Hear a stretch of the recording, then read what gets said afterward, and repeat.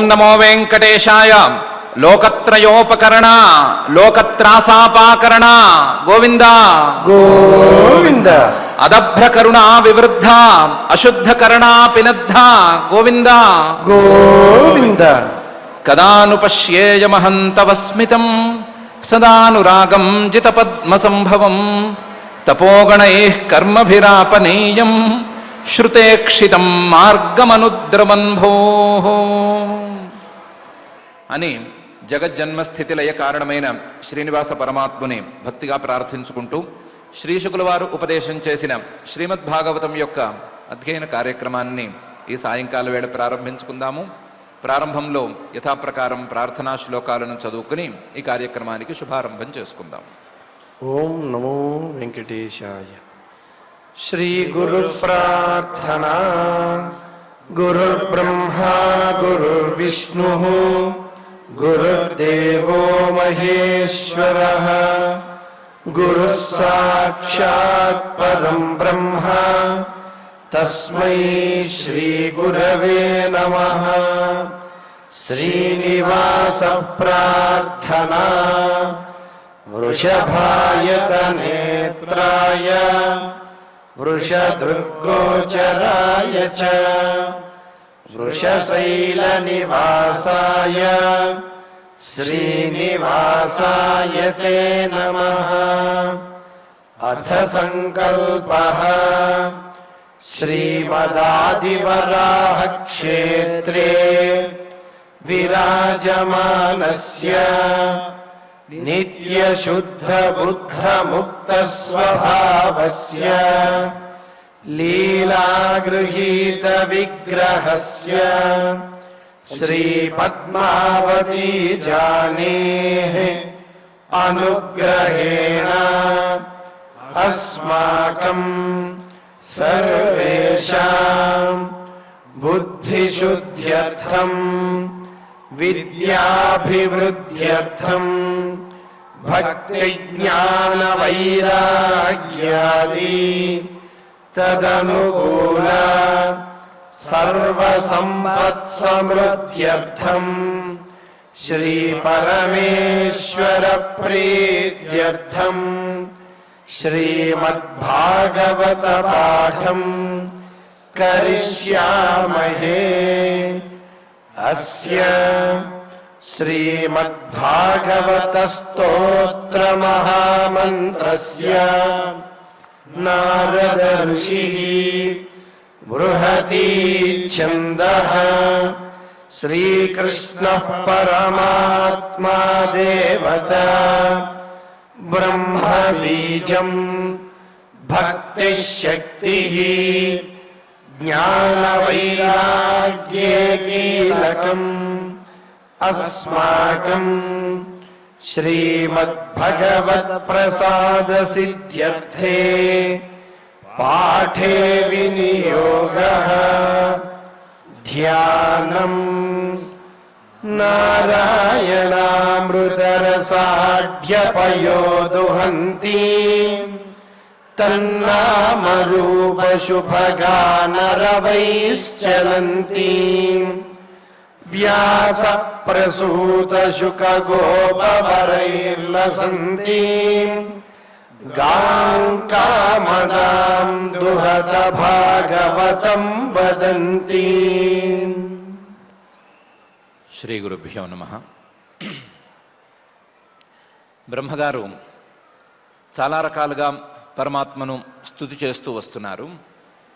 ఆ స్తుతి నామ పరంగాను ఆయన యొక్క గుణాలను కీర్తించటం అనేటువంటి అంశం మీదను రకరకాలుగాను చేస్తూ వస్తున్నారు.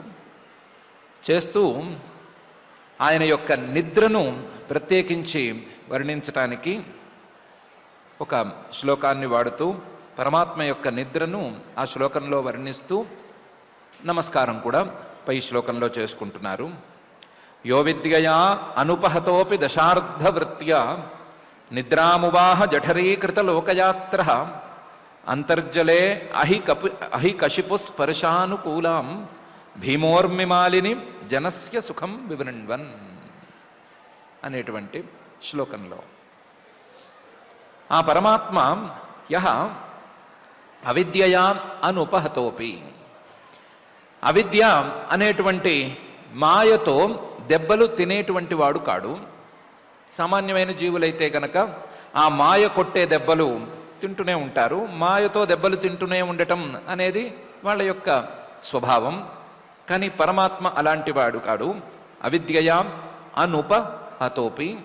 అవిద్య తాలూకు ఏ ప్రభావము తన మీద లేకపోయినప్పటికీ ఆ అవిద్యను తన యొక్క అదుపులో ఉంచుకుని దశార్ధవృత్త్యా నిద్రాం ఉవాహ.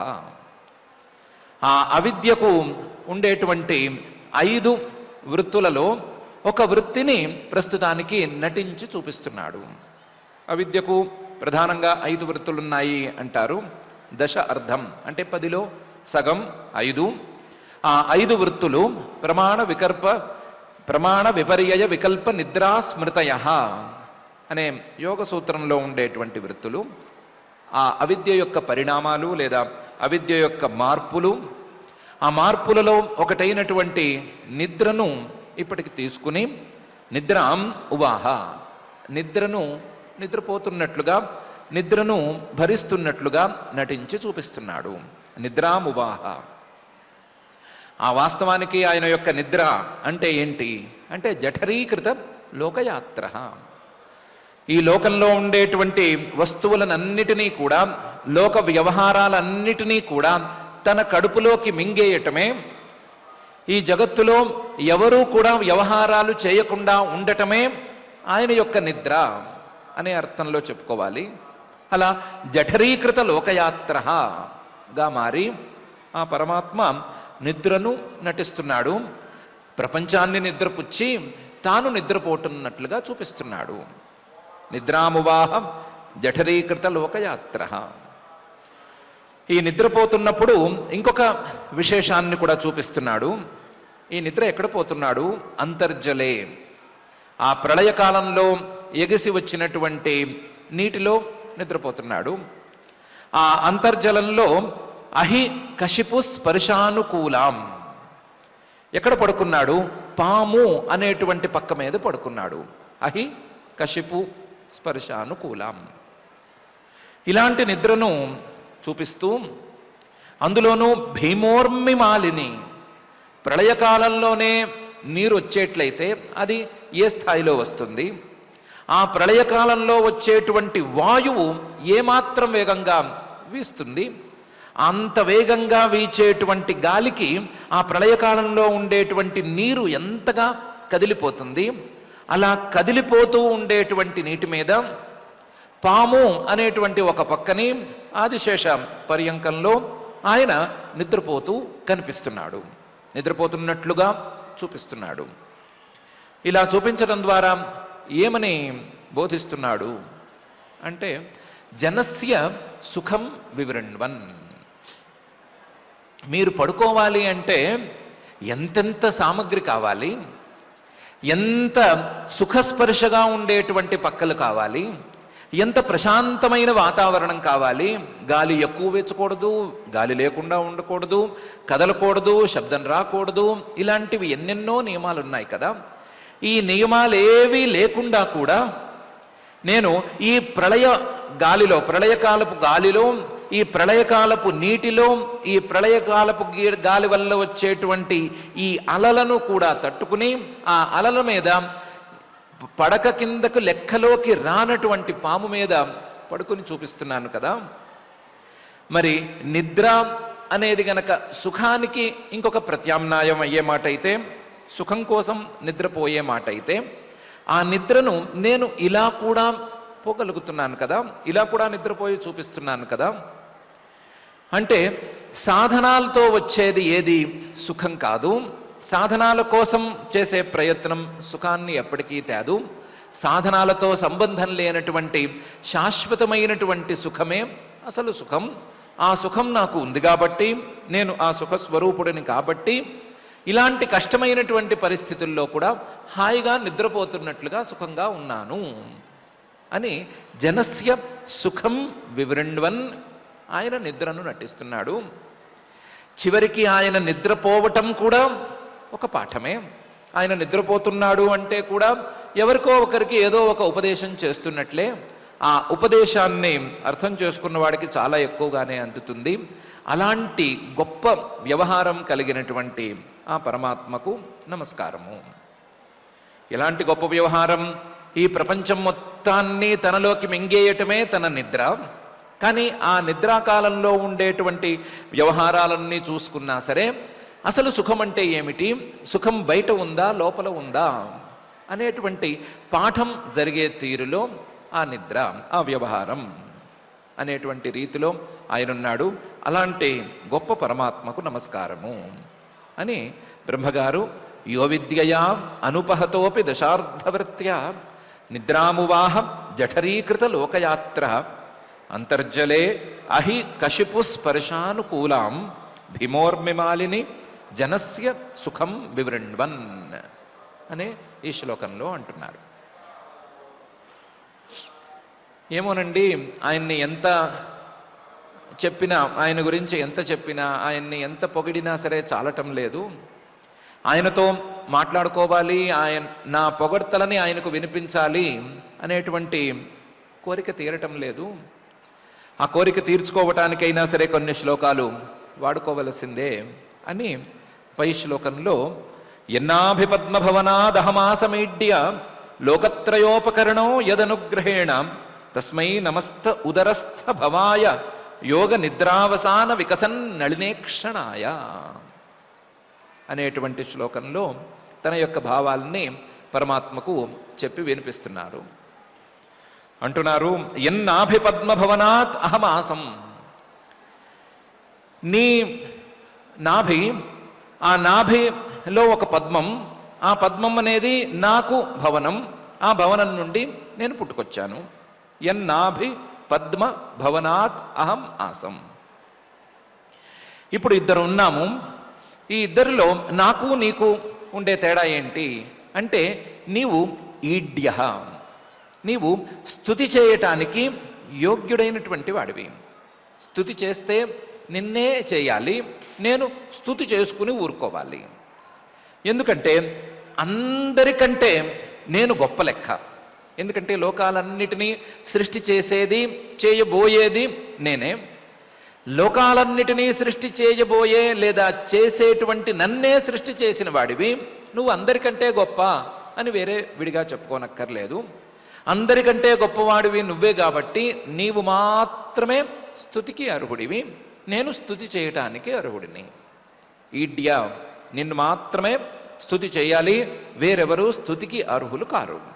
వీడ్య, నిన్ను స్తుతి చేయడానికి ఇంకొక కారణం కూడా ఉంది. లోకత్రయోపకరణ, రాబోయేటువంటి లోకాలన్నిటికీ నీవే ఉపకరణంగా, నీవే సాధనంగా ఉపయోగపడతావు. ఈ లోకాలన్నీ సృష్టికి లోనవ్వాలి అంటే నువ్వే కావాలి. ఈ సృష్టి చేయబడినటువంటి లోకాలన్నిటికీ పాలన కావాలి అంటే నువ్వే కావాలి. ఇవన్నీ మునిగిపోవాలి, ఫ్రెష్గా మళ్ళీ పుట్టాలి అన్నా కూడా నువ్వే కావాలి. ఈ లోకాలు స్థితి కాలంలో ఉన్నప్పుడు ఆ లోకంలో ఉండేటువంటి మనుషులకి జ్ఞానం కావాలి అంటే నువ్వే కావాలి. ఆ మనుషులకి లేదా ఆ ప్రాణులకి ఆనందం, సుఖం కావాలి అంటే దానికి కూడా నువ్వే కావాలి. అన్నిటికీ ముల్లోకాలకి నువ్వే కావాలి. లోకత్రయ ఉపకరణ యదనుగ్రహేణ, ఇలాంటి వాడి యొక్క అనుగ్రహంతో నేను పుట్టాను, ఇలాంటి వాడి యొక్క అనుగ్రహంతో నేను ఆ పరమాత్మను చూస్తున్నాను అంటే వేరే ఏమి కాదు, తస్మై నమస్తే అని ఒకటే చెప్పుకోవాలి. నీకు నమస్కారం అని నమస్కారం పెట్టుకోవాలి. ఇప్పుడు లోకాలన్నిటినీ నేను సృష్టి చేయబోతున్నాను, సృష్టి కోసమే నేను పుట్టానని చెప్పాను కదా. ఆ సృష్టి చేయవలసిన లోకాలన్నీ ఎక్కడున్నాయి అంటే ఉదరస్థ భవాయ, నీ కడుపులో దాక్కున్నాయి. నీ కడుపులో వాటన్నిటినీ మింగి పడుకునున్నావు. ఉదరస్థ భవాయ, నేను సృష్టి చేయాలి అన్నా సరే నీ కడుపులో ఉన్న వాటిని నువ్వే బయటికి తీయాలి. తీస్తే సృష్టి చేయటం, తీయకపోతే నేను ఎదురు చూస్తూ ఉండటం అని జరుగుతుంది. ఉదరస్థ భవాయ. కానీ నీవు సృష్టి చేయటానికి వీలుగా ఉన్నట్లుగానే తోస్తోంది. ఎందుకంటే యోగ నిద్రావసాన వికసన్ నళినేక్షణాయ, ఇప్పుడే నీ యోగ నిద్ర అనేది పూర్తయినట్లుగా అనిపిస్తోంది. యోగ నిద్ర అవసానం అది పూర్తయినప్పుడు కళ్ళు మెల్లగా తెరుస్తున్నావు. ఆ కళ్ళు తెరవటం అనేది ఒక తామర పువ్వు మొగ్గగా ఉండేటువంటి తామర పువ్వు ఆ మొగ్గలో ఉండేటువంటి ఒక్కొక్క రేకుని విచ్చుకుని వికసిస్తున్నట్లుగా వికసన్ నళినంలాగా విచ్చుకుంటున్నటువంటి తామర పువ్వు రేకల్లాగా నీ కనురెప్పలు మెల్లగా విచ్చుకుంటున్నాయి. అలాంటి కనురెప్పలతో నువ్వు కనిపిస్తున్నావు అంటే నీ కనురెప్పలను మెల్లగా నిద్రపోయినవాడు లేచినట్లుగా, లేకపోతే తామర పువ్వు తన రెక్కలని విరిసినట్లుగా దాన్ని బయటికి వదిలినట్లుగా నువ్వు తెరుస్తున్నావు అంటే సృష్టికి నువ్వు అనుకూలంగా ఉన్నావు అని అర్థం. ఇలాంటి సృష్టి అనుకూలంగా ఉండే యోగ నిద్ర నుంచి మేల్కొనేటువంటి నీకు నమస్కారము అని ఈ శ్లోకంలో ఎన్నాభిపద్మ భవనాదహమాసమీడ్య లోకత్రయోపకరణో యదనుగ్రహేణ తస్మై నమస్త ఉదరస్థ భవాయ యోగ నిద్రావసాన వికసన్ నళినేక్షణాయ అని బ్రహ్మగారు పరమాత్మతోనే అంటున్నారు. ఇంతేకాదయ్యా, సోయం సమస్త జగతాం సుహృదేక ఆత్మ సత్వేన యన్మృడయతే భగవాన్ భగేన తేనైవ మే దృశమనుస్పృశతాద్యథాహం స్రక్ష్యామి పూర్వవదిదం ప్రణత ప్రియోసౌ అని పై శ్లోకంలో బ్రహ్మగారు పరమాత్మను ప్రార్థిస్తున్నారు కూడా. నమస్కారం మాత్రమే కాదు, ప్రార్థన కూడా చెప్పుకుంటున్నాను అని చెప్తున్నారు. ఏమని? సోయం సమస్త జగతాం సుహృత్. ఈ పరమాత్మ ఈ లోకాలలో ఉండే వారందరికీ కూడా సుహృత్, మిత్రుడు. కేవలం మిత్రుడు కాదు, ప్రత్యుపకారాపేక్ష లేకుండా ఉపకారం చేసేటువంటి వాడు సుహృత్. కేవలం సుహృత్ మాత్రమే కాదు, ఏకహ, ఒక్కడే ఉన్నాడు. ఒక్కడే మాత్రమే కాదు, ఆత్మ అందరికీ కూడా అంతర్యామిగా ఉన్నాడు. అందరి మనసులలో ఒకడే ఉన్నాడు. ఆ ఒకడే అందరికీ ఉపకారం చేయటానికి సిద్ధంగా ఉన్నాడు. కానీ ఈయన ఉపకారం చేయటానికి ఏమైనా ఒక చిన్న ప్రయత్నం చేయాలన్నా, లేకపోతే అంతర్యామిగా ఆయా మనసులలో ఏం నడుస్తోంది అని చూడాలన్నా ఈ జీవుల తాలూకు శరీరాల సృష్టి జరిగి తీరాలి కదా. సృష్టి జరగకపోతే ఈయన అంతర్యామి కాలేడు, లేదా వారందరికీ ఉపకారము చేయలేడు. ఆయన తన యొక్క స్వభావం ప్రకారం అందరికీ ఉపకారం చేయటం కోసం, అంతర్యామిగా ఉండటం కోసం, తన ఏకత్వాన్ని వదిలిపెట్టకుండా ఉండటం కోసం సృష్టి కార్యాన్ని తప్పనిసరిగా చేస్తాడు. కానీ ఆయన సృష్టిని తన చేతికి మట్టి అంటుకునేట్లుగా చేయడు. ఆయన చేతికి మట్టి అంటించుకోడు. కేవలం తన యొక్క విజ్ఞానాన్ని మాత్రమే అలా ఉంచుకుంటాడు. సత్వేన మృడయతే, తన యొక్క విజ్ఞానంతో ఆనందంగా ఉంటాడు. ఆనందంగా ఉండటం మాత్రమే కాదు, అందరినీ ఆనందంగా కూడా ఉంచుతాడు. మృడయతే ప్రీణయతి, ఆయన ఆనంద స్వరూపుడు కాబట్టి అందరినీ తన యొక్క ఆనంద లేశంతో సంతోషపరుస్తూ ఉంటాడు. అలాంటి విజ్ఞాన స్వరూపుడు కాబట్టి ఈయన తన యొక్క ఐశ్వర్యంతో, తన యొక్క సామర్థ్యంతో, తన యొక్క నిరతిశయ సామర్థ్యంతో ఈ సృష్టిని తన చేతికి మట్టి అంటుకోకుండా చేస్తాడు. సత్వేన యత్ మృడయతే భగవాన్ భగేన. ఈ పూజనీయుడైనటువంటి విజ్ఞాన స్వరూపుడైనటువంటి పరమాత్మ ఈ సృష్టికి కారణంగా, ఈ సృష్టి తాలూకు మట్టి తన చేతికి అంటుకోకూడదు అనేటువంటి కారణంతో నన్ను సృష్టి చేశాడు కదా. నన్ను సృష్టి చేసిన వాడు ఏం చేయాలి, ఆయన ద్వారా నాకు ఏం కావాలి అంటే తేనైవమే దృశం అనుస్పృశతాత్. ఆయన యొక్క నిత్య విజ్ఞాన శక్తితోనే, ఆయన యొక్క ఐశ్వర్య శక్తితోనే నాకు జ్ఞానాన్ని అందించుగాక. ఈ సృష్టి ఎలా చేయాలి, సృష్టి ఎలా జరగాలి అనేటువంటి విషయంలో నాకు కావలసినటువంటి జ్ఞానాన్ని నాకు ఆయన అందించాలి. అందించటం ద్వారా ఈ సృష్టికి తోడ్పడాలి. తేనైవమే దృశం అనుస్పృశతాత్ యథాహం స్రక్ష్యామి. ఆ జ్ఞానం లేనిదే నేను సృష్టి చేయటం అనేది అయ్యే పని కాదు. అందులోనూ సృష్టి అంటే ఏదో చిన్న చితక కాదు, ఇదేదో మట్టి తీసుకొచ్చి కుండలు చేసినట్లు కాదు. ఎలా ఉండాలి? సృష్టి ముల్లోకాల సృష్టి అయి ఉండాలి. ఆ ముల్లోకాల సృష్టి కూడా పూర్వవత్ ఇదం, ఇంతకుముందు ఎలా జరిగిందో అదే విధంగా ఉండాలి. చిన్న మార్పు కూడా రాకూడదు. చిన్న మార్పు వస్తే మొత్తం సృష్టిలన్నీ కూడా అల్లకల్లోలం అయిపోతాయి. అలా కాకూడదు. ఉన్నది ఉన్నట్లుగా సృష్టి చేయాలి. ఒక రకంగా చెప్పాలంటే రీమేక్ చేయాలి. ఆ రీమేక్ చేసేటువంటి జ్ఞానాన్ని నాకు ఆయన అందించుగాక. స్రక్ష్యామి పూర్వవదిదం అని. ఎందుకు ఇవ్వాలి అని అడిగితే పెద్దగా వెతుక్కోనక్కర్లేదు. ప్రణత ప్రియోసౌ. ఈయన ఎవరైనా సరే కాస్తంత వంగి నమస్కారం చేస్తే, ఎవరైనా సరే వంగి దండం పెట్టి ఏదైనా ప్రార్థిస్తే వాళ్లకు చాలా ప్రియంగా కావలసింది ఇచ్చేటువంటి వాడు. ప్రణత ప్రియ అసౌ. కేవలం ప్రణత ప్రియ కాదు, నమస్కారం చేసేవాడంటే ఇష్టపడి మంచిది మంచిది అనేవాడు లాంటి వాడు కూడా కాదు. ప్రణత ప్రియ అసౌ సుహృత్.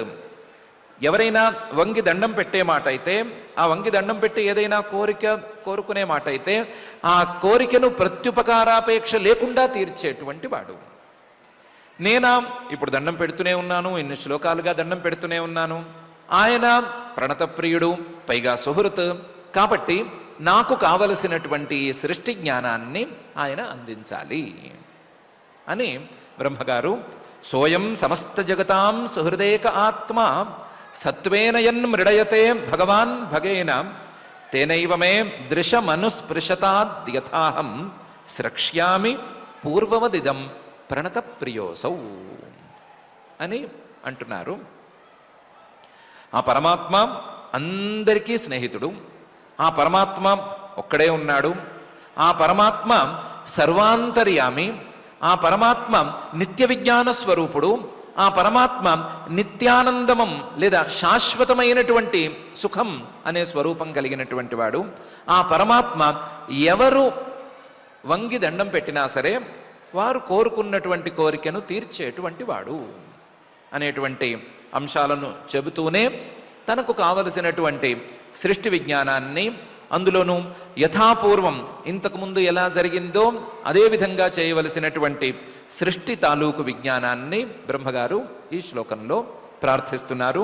ప్రార్థిస్తూ ఇస్తాడు. ఏష ప్రపన్నవరదో రమయాత్మశక్త్యా యద్యత్ కరిష్యతి గృహీత గుణావతార తస్మిన్ స్వవిక్రమమిదం సృజతోపి చేతః యుంజీత కర్మశమలం చ యథా విజహ్యాం అనే తీరులో నాకు జ్ఞానం కావాలి అని అంటున్నారు. ఈయన సృష్టి తాలూకు విజ్ఞానం ఇవ్వటంలో ఏమీ ఆశ్చర్యం లేదు, ఇస్తారు. ఎందుకంటే ప్రణతప్రియ.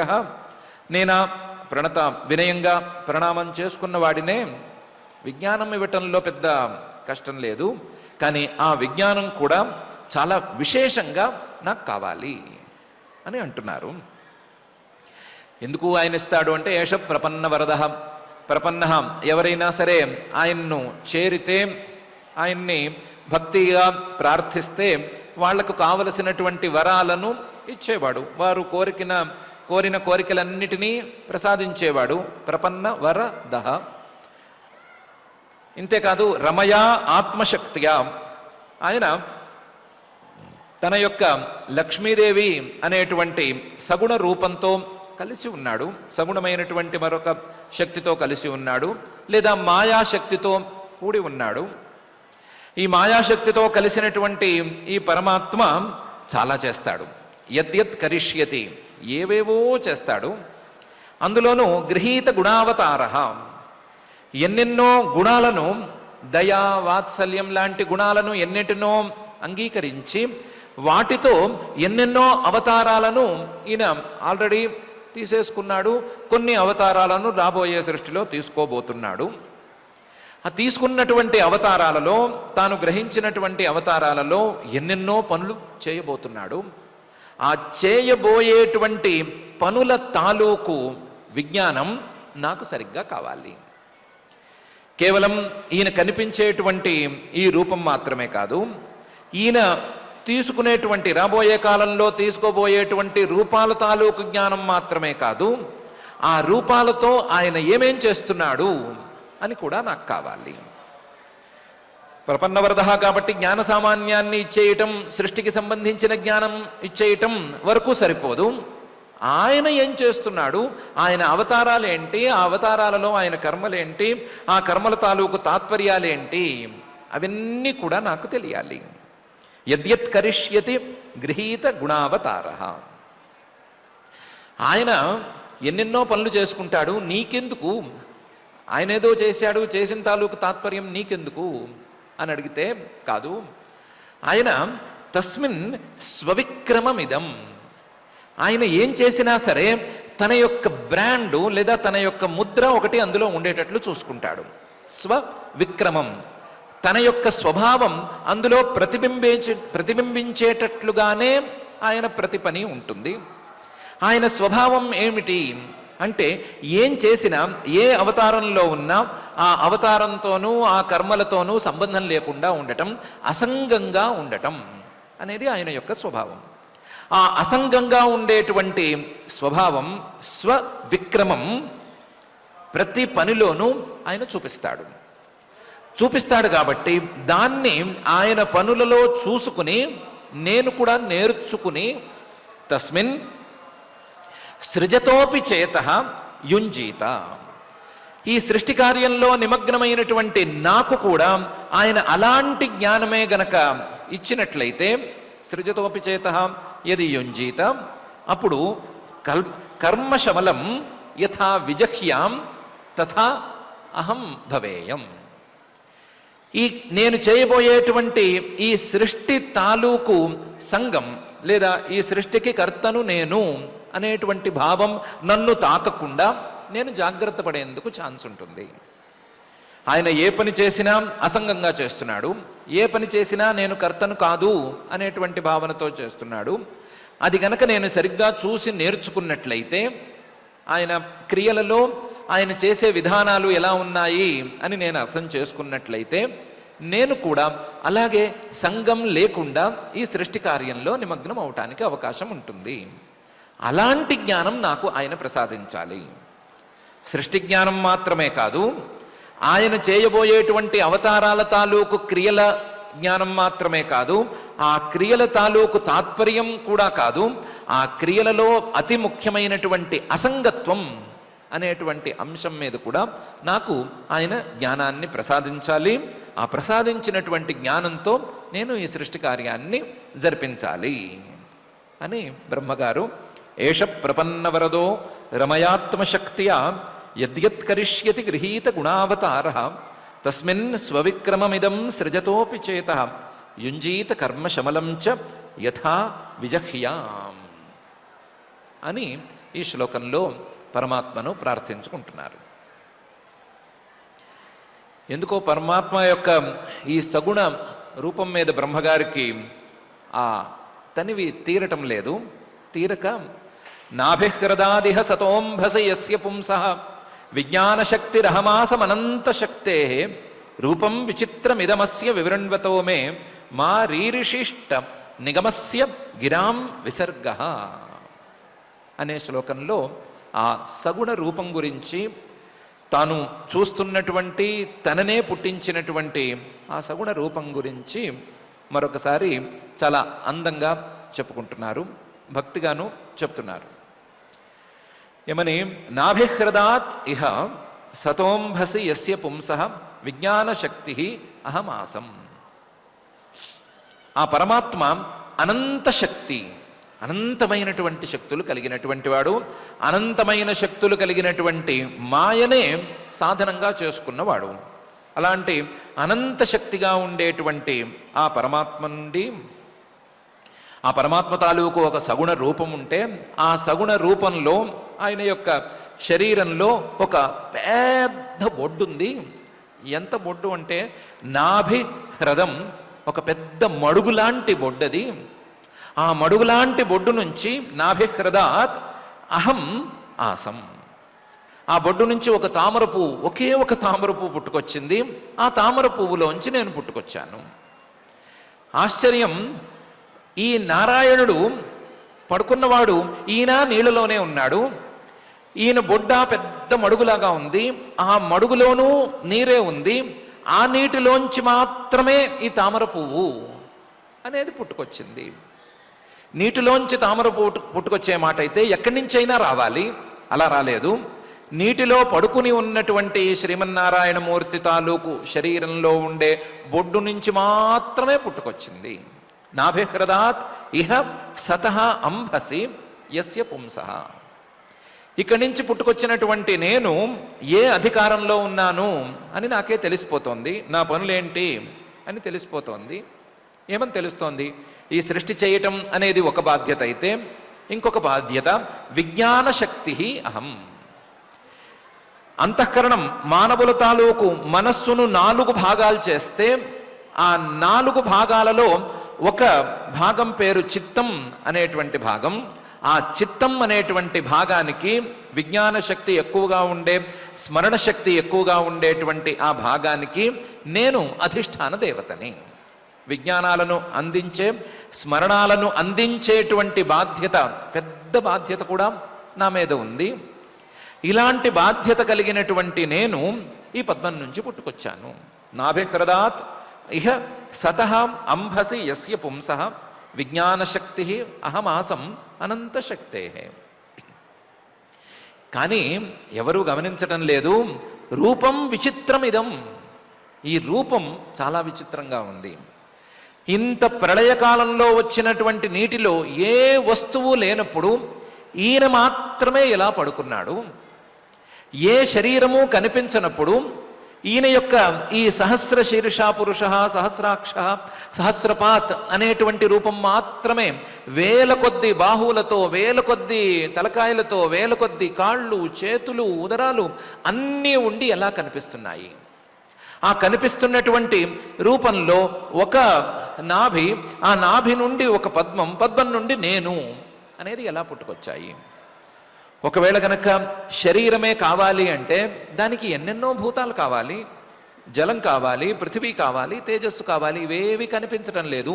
ఇవేవి కనిపించకపోయినా ఈయన శరీరం అనేది కనిపిస్తోంది.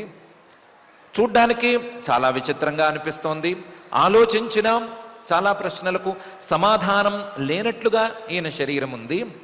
ఇలాంటి రూపం విచిత్రమైనటువంటి రూపంతో ఈయన ఉన్నాడు, ఉండి నాకు సాక్షాత్కరించాడు.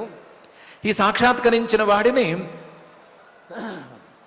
నేను నా మాటలతో స్తుతి చేసుకుంటున్నాను. నా మాటలతో స్తుతి చేయటంతో పాటుగా నా మాటలకి వేదవాక్యాల తాలూకు సారాంశాలను కూడా జోడించుకుంటూ వస్తున్నాను. విచిత్రమస్య ఇదమస్య వివృణ్వతః నిగమస్య గిరాం విసర్గః.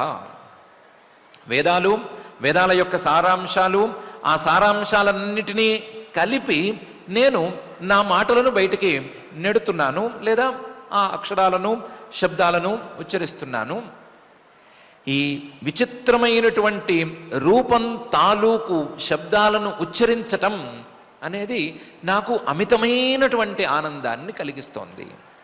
ఎంత ఆనందాన్ని కలిగిస్తోంది అంటే, ఆ రూపాన్ని చూసిన రూపం తాలూకు శబ్దాలను చెప్పినా, పురుషోత్తమ అని అన్నా, లేదా లోకత్రయోపకరణ అని అన్నా, లేదా భువనద్రుమ అని అన్నా, ఏ రకంగా అన్నా సరే ఆ మాటలలో ఎన్నెన్నో వేదాల యొక్క సారాంశాలున్నాయి, వేదవాక్యాల యొక్క తాత్పర్యాలు నిక్షిప్తమై ఉన్నాయి. అలాంటి మాటలను మాట్లాడుతూ ఉంటే, ఆయన్ను స్తుతి చేస్తూ ఉంటే ఎక్కడ లేని ఆనందము కలుగుతోంది. ఆ ఆనందంతో పాటు చిన్నపాటి భయం కూడా కలుగుతోంది. రేపేమైనా నేను చేయవలసినటువంటి పనిలో పడిపోయి, సృష్టి అనేటువంటి పనిలో పడిపోయి ఈయన రూపాన్ని చూడటం మానేస్తానేమో, ఈ చూసేంత తీరిక నాకు ఉండదేమో. మా మిత్రులు చాలామంది మాకు తీరిక లేదు అంటూ ఉంటారు. అలా తీరిక లేని పనులలో నేను కూడా మునిగిపోతానేమో. అలాగే తీరిక లేని పనుల్లో మునిగిపోయి ఈ రూపాన్ని గురించి మాట్లాడటం, ఈ స్తుతి చేయటం అనేటువంటి పని మానేస్తానేమో అని భయంగా ఉంది. అలాంటి భయం నాకు ఎప్పుడూ రాకుండా ఈయనే అనుగ్రహించాలి. మా రీరిషిష్ట నిగమస్య గిరాం విసర్గ. నా నోటిలోంచి ఎప్పుడూ కూడా ఈ పరమాత్మ తాలూకు స్తుతి వాక్యాలే బయటపడుతూ ఉండాలి. ఆ స్తుతి వాక్యాలన్నీ కూడా వేదవాక్యాల యొక్క సారాంశాలుగా ఉండాలి, లేదా వేదవాక్యాలతో ఈయనను స్తుతి చేయటం అనేటువంటి ప్రక్రియ నిరంతరం నా నోటి గుండా నడుస్తూనే ఉండాలి. ఇలాంటి పని నాకు ఎప్పుడూ ఉండాలి. వేరే పనులలో మునిగిపోయి పని ఒత్తిడిలో మునిగిపోయాము, నోరు విప్పి పరమాత్మ తాలూకు నామం చెప్పడానికి కూడా తీరిక లేదు అనేటువంటి పరిస్థితి నాకు ఎప్పుడూ రాకూడదు అని బ్రహ్మగారు అంటున్నారు. నాభిహృదాదిహ సతోంభసి యస్య పుంసః విజ్ఞానశక్తిరహమాసమనంత శక్తే రూపం విచిత్రమిదమస్య వివృణ్వతో మే మారీరిషిష్ట నిగమస్య గిరాం విసర్గ అనే ఈ శ్లోకంలో ఇలా అంటూ స్తుతి ఎంత చేసినా తనివి తీరదు. చివరిగా లాస్ట్ అండ్ ఫైనల్ కింద ఒక మాట అనుకుని ఈ స్తుతిని ఉపసంహరించుకుందాము అని చివరి శ్లోకంగా, స్తుతిలో లేదా ప్రార్థనలో చివరి శ్లోకంగా అదభ్ర కరుణో భగవాన్ వివృద్ధ ప్రేమస్మితేన నయనాంబురుహం విజృంభన్ ఉత్థాయ విశ్వ విజయాయ చ నో విషాదం మాధ్వ్యా గిరా అపనయతాత్ పురుష పురాణ అని అంటున్నారు. సోసౌ ఇంతవరకు స్తుతి చేసుకుంటూ వస్తున్నాను, ఇంతవరకు ఆయన యొక్క రూపాన్ని చెప్తూ వస్తున్నాను కదా, అలాంటి పరమాత్మ అదభ్ర కరుణ, అమితమైనటువంటి దయ కలిగినటువంటి వాడు. చిన్నా చితక దయలు ఆయనకు ఉండనే ఉండవు. చాలా గొప్పదైన దయ కలిగినటువంటి వాడు అదభ్ర కరుణ. భగవాన్ ఆయన సమర్థుడు, పూజనీయుడు కూడాను. వివృద్ధ ప్రేమస్మితేన నయనాంబురుహం విజృంభన్, ఈయన ఇప్పుడే కాస్తంత కళ్ళు తెరుస్తున్నాడు. ఆ కళ్ళు తెరవటంతో పాటుగా ఆ కనురెప్పలను కొద్దిగా పైకి లేపటంతో పాటుగా ఏం చేస్తున్నాడు, నోటి మీద పెదాల మీద చిన్న చిరునవ్వును కూడా చూపిస్తున్నాడు. ఆ చిరునవ్వుకి ఈ కనురెప్పలు తెరిచేటువంటి విధానానికి చిన్న తేడా కూడా లేదు. చిరునవ్వు అనేది పెదవుల మీద ఉందా లేకపోతే కనురెప్పల మీద ఉందా అని కనిపెట్టడం వీలు లేకుండా ఉంది. అలాంటి వివృద్ధ ప్రేమస్మితేన ఆయన నవ్వుతున్నాం లేదా కనులు తెరుస్తున్నాం, ఆ చూసేటువంటి వాడి మీద ప్రేమగా తెరుస్తున్నట్టు ఉంది. ఆ ప్రేమ కూడా చాలా పెద్దగా పెరిగిపోయి ఆ ప్రేమ లోపల నుంచి బయటకు వచ్చేస్తోంది. రావటానికి ఈ పెదవుల్ని కనురెప్పల్ని దారిగా చేసుకుని బయటకు వచ్చేస్తోంది అన్నట్టుంది. ఆయన లోపల ఉండేటువంటి ఈ నమస్కారం చేసేవాడి మీద ఉండే ప్రేమ లోపల చాలక బయటికి నెట్టుకొచ్చేస్తోంది అన్నట్లుంది.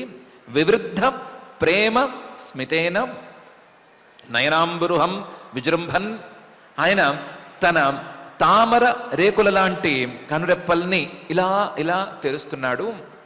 చిరునవ్వు నవ్వుతున్నాడు, కనురెప్పలను కూడా తెరుస్తున్నాడు. తెరుస్తున్నవాడు పూర్తిగా లేవాలి, లేచి కూర్చోవాలి.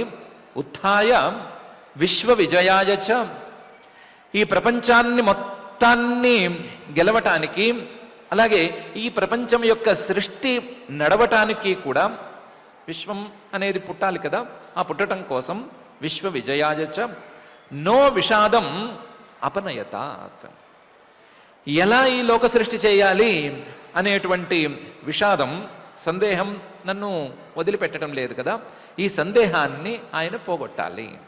నో విషాదం అపనయతాత్, ఎలా అపనయతాత్, ఆయన లేవాలి, కూర్చోవాలి. కూర్చుని మాధ్వ్యా గిరా, మెత్తగా మాట్లాడాలి.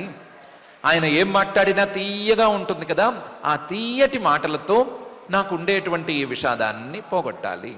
మాధ్వ్యా గిరా అపనయతాత్, ఆయనే ఎందుకు పోగొట్టాలి, ఆయనే ఎందుకు మాట్లాడాలి అంటే ఆయన ఒక్కడే పురుష పురాణ, ఆయనే పురాణ పురుషుడు. ప్రతి సృష్టిలోనూ స్థిరంగా ఉండేటువంటి వాడు. ఏ సృష్టి ఏం జరిగింది అని తెలిసినవాడు ఆయన ఒక్కడే. కాబట్టి ఆ సృష్టి తాలూకు వ్యవహారాలన్నీ నాకు చెప్పవలసింది ఆయన ఒక్కడే. అంతేకాదు అన్ని శరీరాలలో ఉండబోయేది ఆయన ఒక్కడే. కాబట్టి ఆయన ఉండబోయే శరీరాలు ఎలా ఉండాలి అని తేల్చవలసింది కూడా ఆయనే. కాబట్టి పురాణ పురుష, ఆ పురాణ పురుషుడు నా యొక్క సందేహాన్ని తీర్చాలి, నాకుండే విషాదాన్ని తొలగించాలి, తొలగించటం కోసం లేవాలి, లేచి కూర్చుని తీయగా నాతో మాట్లాడాలి అని బ్రహ్మగారు ప్రార్థిస్తున్నారు. ఆయన లేచేట్లు ఉన్నాడు కాబట్టి ఎలాగూ లేవబోతున్నాడు అని తెలుస్తోంది, ప్రేమగా మాట్లాడబోతున్నాడు అని కూడా తెలుస్తోంది కాబట్టి ఈ ప్రార్థనను నేను చేస్తున్నాను అని కూడా బ్రహ్మగారు అంటున్నారు. అదభ్ర కరుణో భగవాన్ వివృద్ధ ప్రేమస్మితేన నయనాంబురుహం విజృంభన్ ఉత్థాయ విశ్వ విజయాయ చ నో విషాదం మాధ్వ్యా గిరా అపనయతాత్ పురుష పురాణ అనేటువంటి ఈ శ్లోకంలో. ఈ శ్లోకంతో బ్రహ్మగారు చేసేటువంటి స్తుతి తాత్కాలికంగా పూర్తయింది. ఈ స్తుతి మొత్తానికి ఉండేటువంటి తాత్పర్యాన్ని లేదా ఈరోజు మనం చూసుకున్నటువంటి శ్లోకాల తాత్పర్యాన్ని మనం తర్వాత చూసుకుందాం. ఇప్పటికైతే బ్రహ్మగారు చెప్పినటువంటి ఒక మాటను గట్టిగా పట్టుకుందాము. మేము తీరిక లేని పనులలో ఉన్నాము, పరమాత్మ భగవంతుడు ఆయన జ్ఞానము, నిత్య జ్ఞానము, ఆనందము అనే పదాలను ఉచ్చరించడానికి కూడా మాకు తీరిక లేదు అనేటువంటి మాట పొరపాటును కూడా మాట్లాడటం అనేది మనం చేయవద్దు. బ్రహ్మగారి కంటే కూడా, మొత్తం ముల్లోకాలను సృష్టి చేసేటువంటి బ్రహ్మగారి కంటే కూడా తీరిక లేని పనులతో సతమతమయ్యే వాళ్ళు ఎవరైనా ఉంటారు అంటే అది హాస్యాస్పదమే అవుతుంది. కాబట్టి అలాంటి హాస్యాస్పదమైనటువంటి మాటలను మనం ఎప్పుడు మాట్లాడవద్దు. ఎప్పటికీ మన నోట్లో ఆ పరమాత్మ నామాలు ఉండేటట్లుగా చూసుకుందాం. చూసుకుని మనం కూడా బ్రహ్మగారిలాగా ఆ శ్రీమన్నారాయణమూర్తిని హృదయాంతరాళాల్లో చూసుకునేందుకు చిన్నపాటి ప్రయత్నం చేసుకుందాం. మన ప్రయత్నాన్ని సఫలం చేయమని ఆ జగజ్జన్మస్థితి లయ కారణమైన శ్రీనివాస పరమాత్మని భక్తిగా వేడుకుందాం. ఆ ప్రార్థనతో ఈ రోజుకి పారాయణ కార్యక్రమాన్ని ప్రారంభించుకుందాం. ఓం నమో వెంకటేశాయ. బ్రహ్మగారు చేసినటువంటి పురాణ పురుష వైభవాన్ని ఆచార్యముఖంగా మనం ఇంతవరకు శ్రద్ధగా ఆలకించాం. ఆ అర్థాన్ని అనుసంధానం చేసుకుంటూ శ్రద్ధగా తృతీయ స్కంధంలో 9వ అధ్యాయంలో 20వ శ్లోకం దగ్గర నుంచి మనం పారాయణ చేసుకుందాం. అథ శ్రీమద్భాగవతే పారమహంస్యాం సంహితాయాం తృతీయ స్కంధే 9వ అధ్యాయే శ్లోకాః యో విద్యయానుపహతోపి దశార్థవృత్త్యా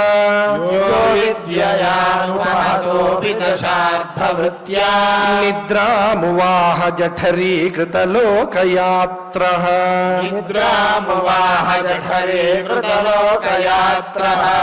అంతర్జలే హి కశిపుస్పర్శానుకూలాం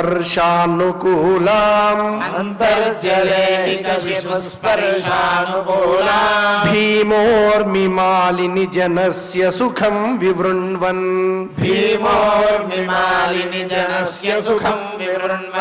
యన్నాభిపద్మభవనాదహమాసమీడ్య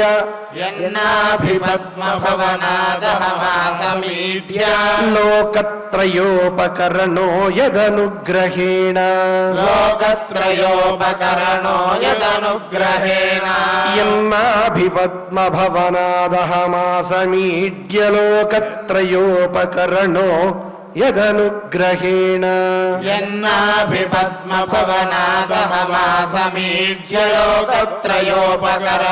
యదనుగ్రహేణ తస్మై నమస్త ఉదరస్థ భవాయ యోగ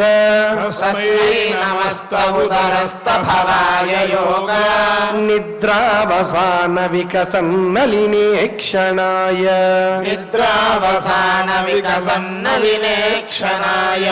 తస్మై నమస్త ఉదరస్థ భవాయ యోగ నిద్రావసాన వికసన్నలినే క్షణాయ తస్మై నమస్త ఉదరస్థ భవాయ యోగ నిద్రావసాన వికసన్నలినే క్షణాయ సోయం సమస్త జగతాం సుహృదేక ఆత్మా సోయం సమస్త జగతాం సుహృదేక ఆత్మా సత్వేన యన్మృడయతే భగవాన్ భగేన సత్వేన యన్మృడయతే భగవాన్ భగేన तेनैव मे दृशमनुस्पृशताद्यथाहम् तेनैव मे दृशमनुस्पृशताद्यथाहम् स्रक्ष्यामि पूर्ववदिदं प्रणतप्रियोऽसौ स्रक्ष्यामि पूर्वमदितं प्रणतप्रियोऽसौ एष प्रपन्नवरदो रमयात्मशक्त्या एष प्रपन्नवरदो रमयात्मशक्त्या यद्यत्करिष्यति गृहीतगुणावतारः यद्यत्करिष्यति गृहीतगुणावतारः तस्मिन् सविक्रममिदं सृजतोऽपि चेतो तस्मिन् स्वविक्रममिदं सृजतोऽपि चेतो युञ्जीत कर्मशमलं च यथा विजह्याम् युञ्जीत कर्मशमलं च यथा विजह्याम् नाभिह्रदादिहसतोऽम्भसि यस्य पुंसो नाभिह्रदादिहसतोऽम्भसि यस्य पुंसो विज्ञानशक्तिरहमासमनन्तशक्तेः विज्ञानशक्तिरहमासमनन्तशक्तेः रूपं विचित्रमिदमस्य विवृण्वतो मे रूपं विचित्रमिदमस्य विवृण्वतो मे मारीरिशिष्टनिगमस्य गिरां विसर्गः मारीरिशिष्टनिगमस्य गिरां विसर्गः सोऽसावदभ्रकरुणो भगवान् विवृद्ध सोऽसावदभ्रकरुणो भगवान् विवृद्ध प्रेमस्मितेन नयनाम्बुरुहं विजृम्भन् प्रेमस्मितेन नयनाम्बुरुहं विजृम्भन् सोऽसावदभ्रकरुणो भगवान् विवृद्ध प्रेमस्मितेन नयनाम्बुरुहं विजृम्भन् सोऽसावदभ्रकरुणो भगवान् विवृद्ध प्रेमस्मितेन नयनाम्बुरुहं विजृम्भन् उत्थाय विश्वविजयाय च नो विषादम् उत्थाय विश्वविजयाय च नो विषादम् माध्यागिरापनयनात् पुरुषः पुराणः